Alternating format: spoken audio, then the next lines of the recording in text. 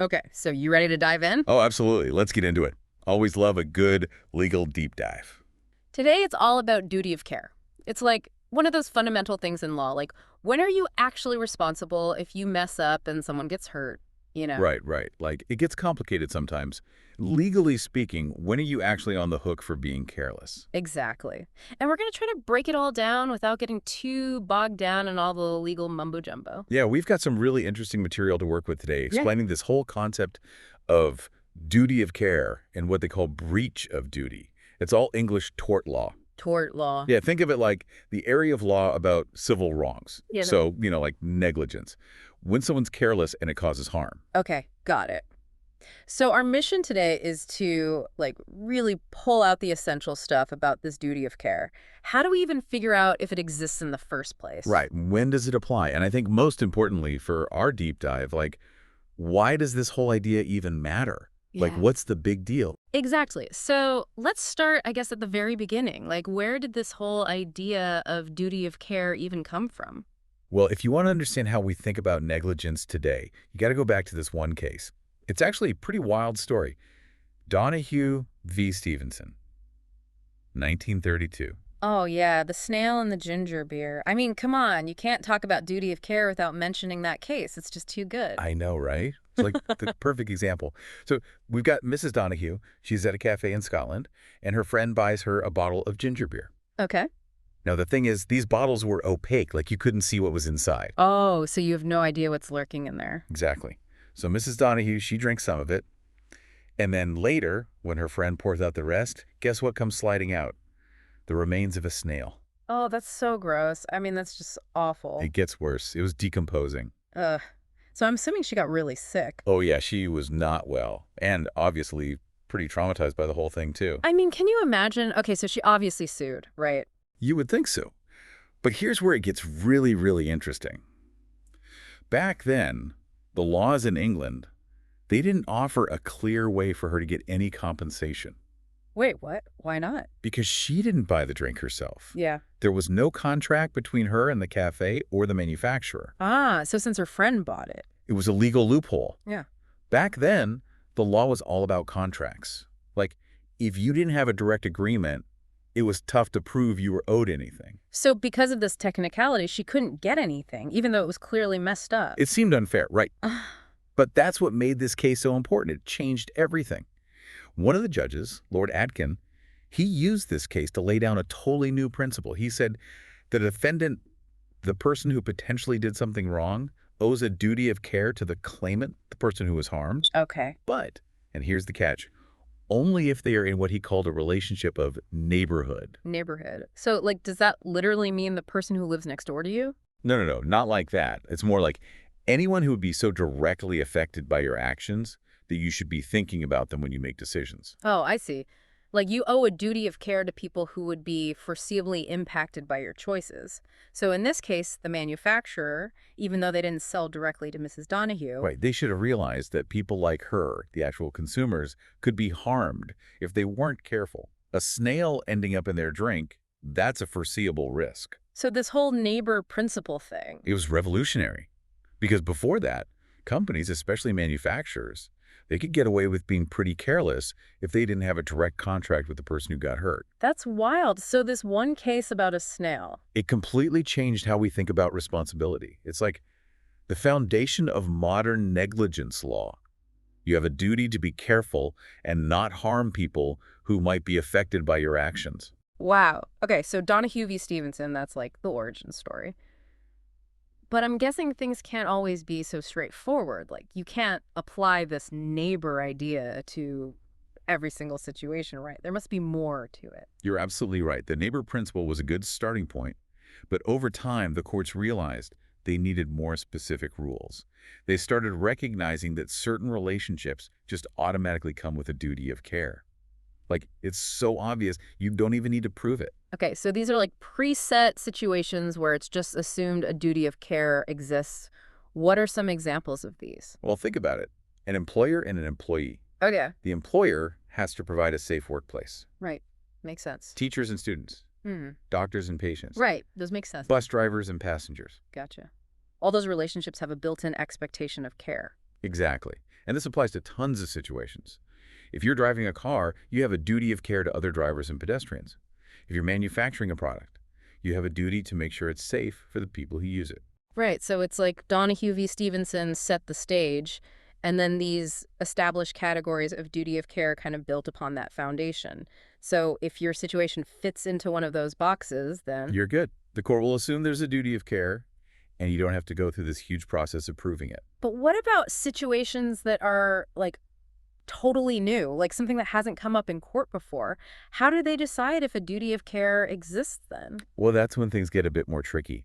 The courts need to figure it out using what they call tests for establishing a duty of care. Tests? Like a legal exam or something? Kind of, yeah. There's this really important case that sort of lays out the framework.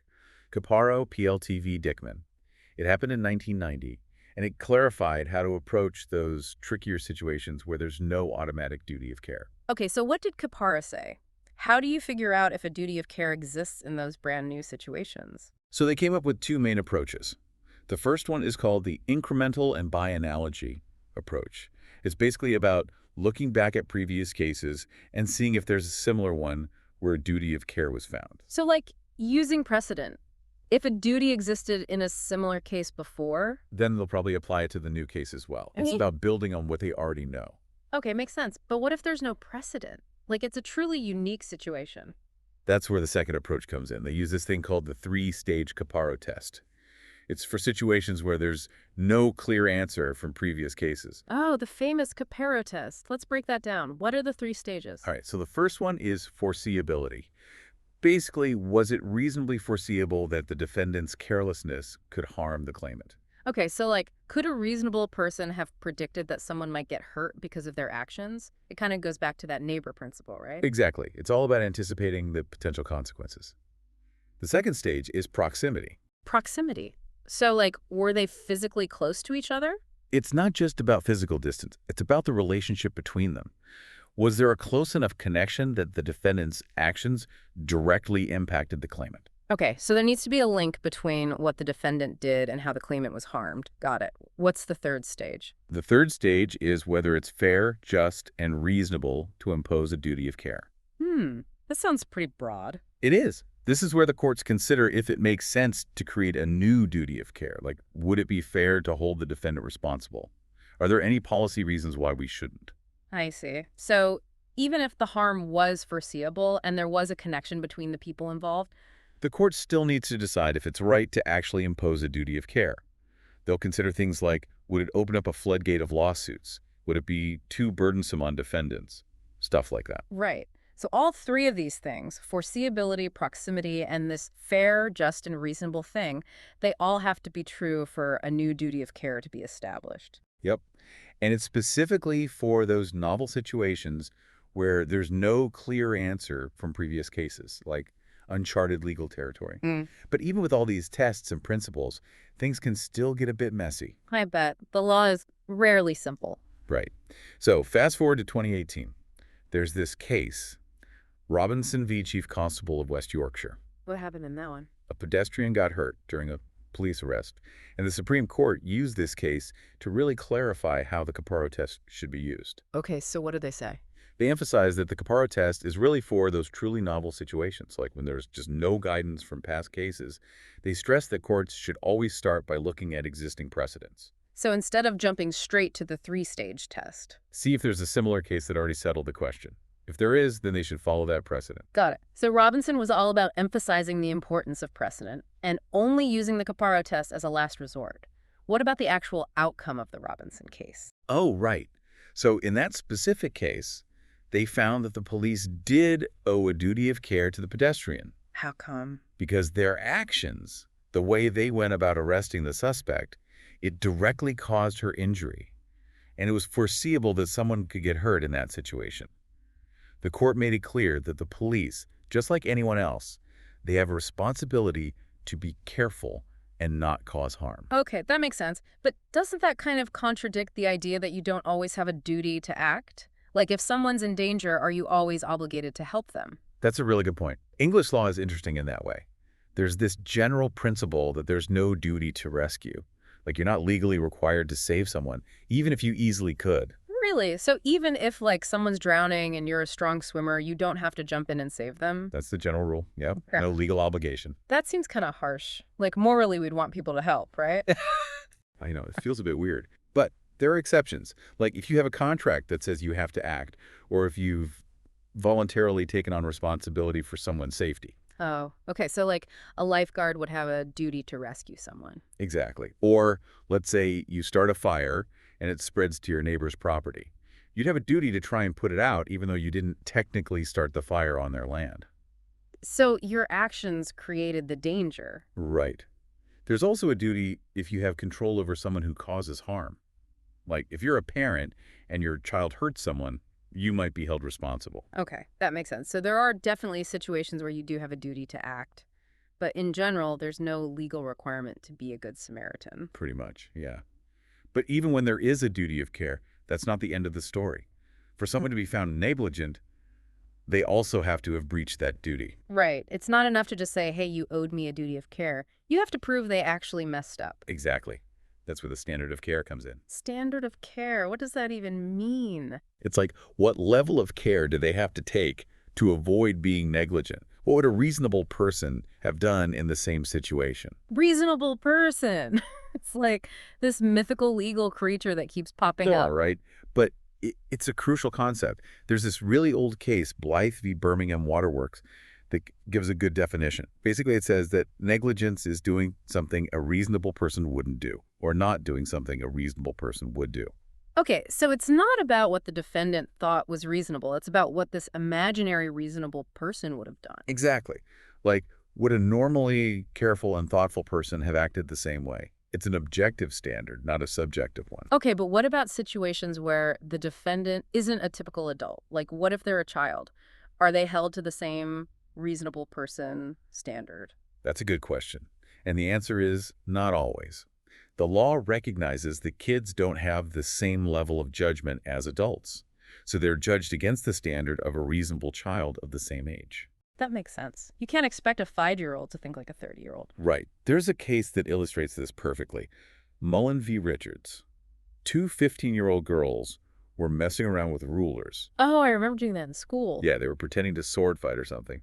And one of the rulers snapped, and a piece flew into one of the girl's eyes.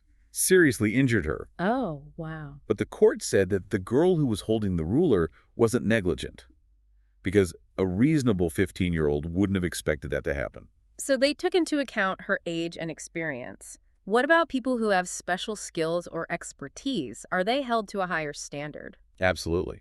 Professionals like doctors, lawyers, engineers, they're expected to act with a higher level of care than the average person. It's called the Bolam test. The Bolam test. Tell me more about that. How does that work? Basically, it says that a professional isn't negligent if they acted in a way that's accepted as proper by a responsible body of other professionals in that same field. So if a bunch of other doctors would have done the same thing, then it's okay. Essentially, yeah. But there's an important caveat. The later case of Blyth v. City and Hackney HA added a bit of a check to that. It said that the professional opinion being relied on, it has to be logical.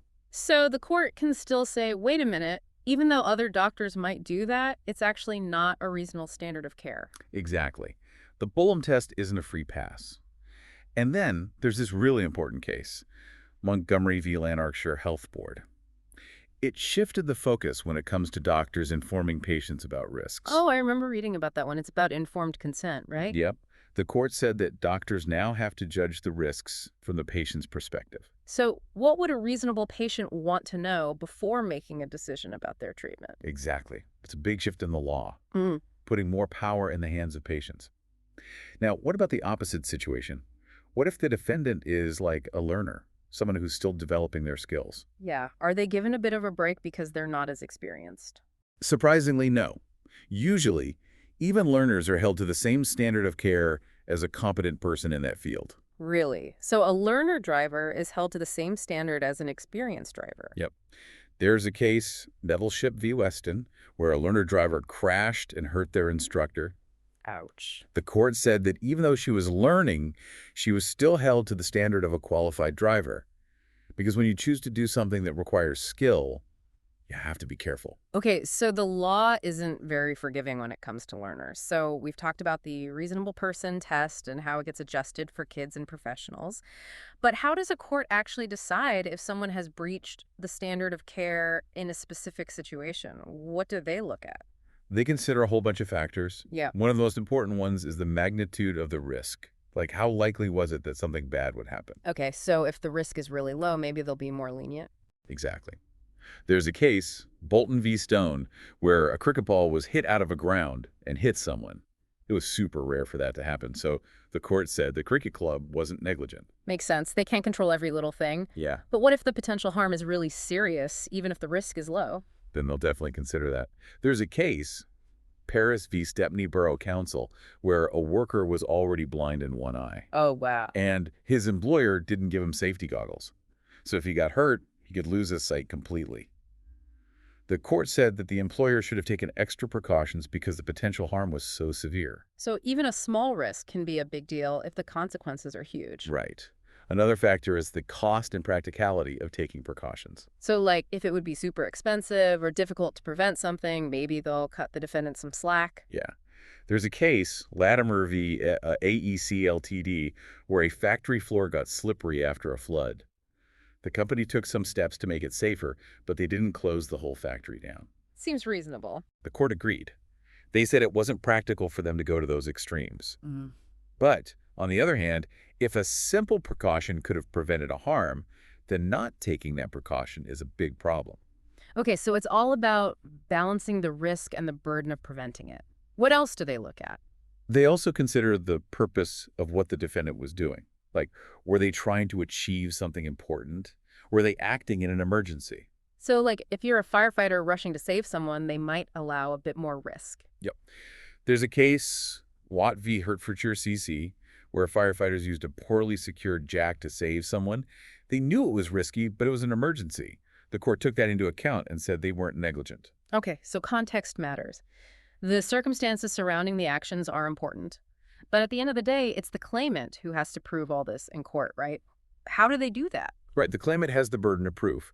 They have to convince the court that, more likely than not, the defendant breached their duty of care. They usually do this through evidence. Like eyewitness testimony or photos. Exactly. They might also bring in expert witnesses, like doctors or engineers, to give their opinions. So it's all about building a case. Are there ever situations where it's so obvious the negligence happened, even without direct evidence? Yes, there's this legal doctrine called res ipsa loquitur. It means the thing speaks for itself in Latin. It's for those situations where it's like, come on, this wouldn't have happened unless someone was negligent. Oh, like if a piano falls out of a window and lands on someone, it's pretty clear someone messed up. Exactly. In those cases, the burden of proof shifts to the defendant.